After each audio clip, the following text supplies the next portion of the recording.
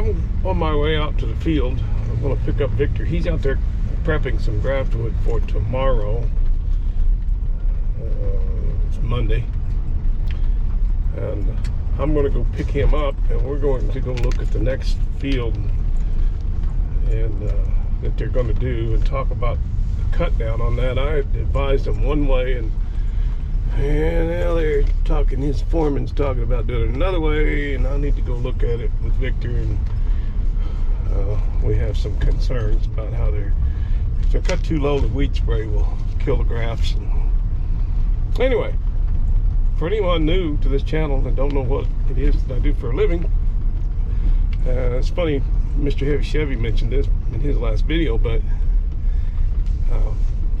I am known in the viticulture world and horticultural world as a propagation specialist. The short word for that is called grafter. So what we do is we go into the existing orchards and vineyards, and we cut the trees back. Well, I should say trees because we're working in cherries right now. We're the go-to guys in Washington State for grafting cherries. These other grafters kind of run and hide because when you say cherries, because cherries are difficult to graft unless you know kind of what you're doing. This is my 43rd consecutive season of grafting, and this is Victor's 34th year with me. So we figured out a few common denominators. Anyway, we go into the existing orchards and cut the trees back. We don't cut them down to a stump, but we cut them back into the primary scaffolds usually, and graft in a new variety. And they collect that desired variety from neighboring orchards or their own other blocks that they want to expand or propagate, as it's called. So yeah, we'll go in and put I think right now, what are we cutting down now? I'll have to ask Victor. But anyway, they've cut, sometimes they'll cut down a Lapin orchard maybe, and we'll put on Skeena or Sweethearts. And yesterday we grafted on some Sweethearts and some Rainier cherries. Sometimes we'll graft onto just a rootstock that's not any particular variety, but it is a desired rootstock to produce a particular size of tree. These cherries, some of them, they're on a dwarfing rootstock. It's called a Gisela, which will grow a smaller tree so they can pick off of a smaller ladder, shorter ladder, 10-foot ladder or what. And I have a client right now where, well, I'm doing some research for him because he has a cherry called a Coral Champagne, but it's on a Mazard rootstock, and a Mazard is a full-grown tree, or a full-size tree, excuse me.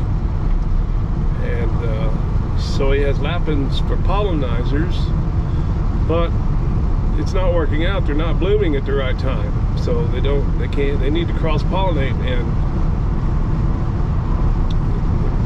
Coral Champagne cherry, if it's on a Mazard rootstock, a full tree rootstock, it will bloom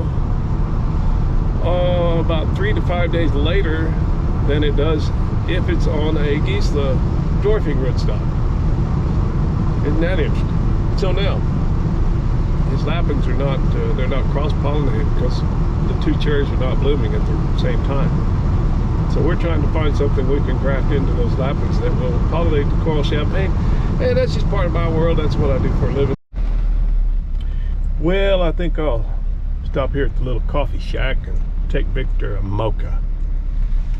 I can appreciate that. This morning it's a little nippy out.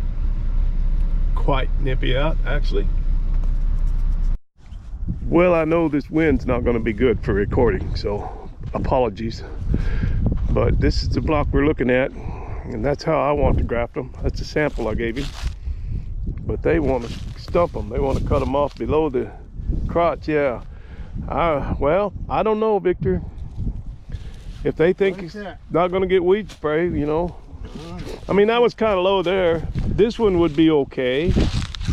That one? And this one's a little bit low. That one, this one, you know. I don't know. Well, it's up to Bo, you know. I mean, he's a good farmer.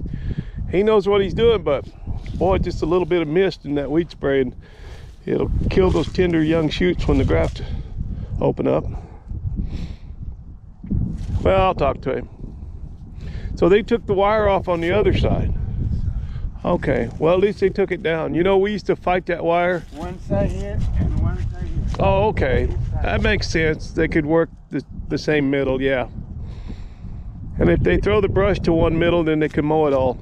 Yeah. Well, I'll talk to Bo tomorrow morning. And, I mean, obviously he's a good farmer. He's managing a lot of acreages. But, like you said, you know, if you make the slot right here. yeah. Yeah, it's more stable if you stump it. Yeah, I understand that. Well, you know, sometimes they have those covers that go around the weed sprayer. Cartons or plastic? Well, no, I mean on the spray, Yeah. They got a curtain, so maybe he has something in mind. All right, well, I just wanted to come out and look at it. There's a lot of trees out here, Victor. Is this more than 25? Yeah, 3,000 trees probably. 2 grafts each. 6,000 grafts. How many days that take you by yourself? 4 days. If you stump them, it's quicker. I mean, if it's stumping, because you can 3 days. Because you can do both cuts at the same bend over. One bend over gets you 2 cuts. The other way you gotta go twice. Yeah. But they want us to go like this. Well, yeah. Oh, yeah. Yeah.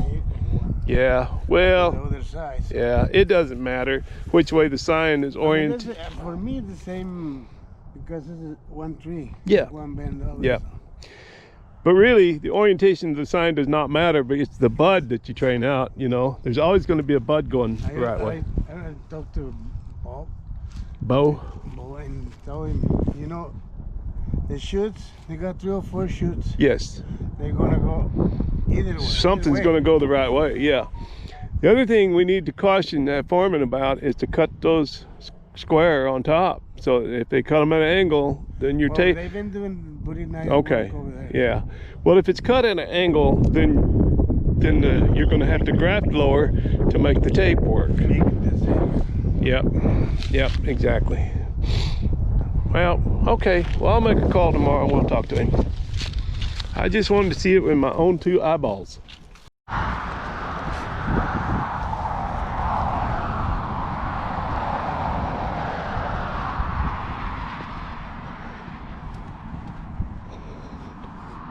Well, this is the block Victor's grafting in right now. I don't recall what the understock is here, but we're putting on a cherry called a Santina. And you see he's only doing one side. And the reason for that is they found out this is just too dense. This spacing is too dense. They're going to pull out this tree, and that will allow light to get in so the grass can grow, but it's so dense that not enough light gets in for the cherries.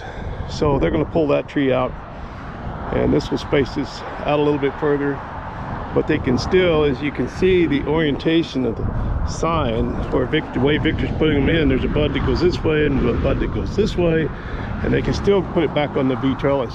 They can keep all their trellising.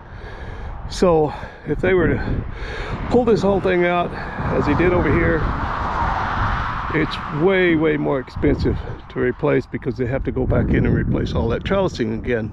And plus it's just a lot less if you got existing understock that's viable for grafting. It's a lot less money. So this is Sunday. Victor's going to wrap this up probably early on Tuesday, and we got to go up north and look at another job, and then he's starting that block that we just looked at. He'll start that on Wednesday. And yeah, moving right along. Grafting season 2024.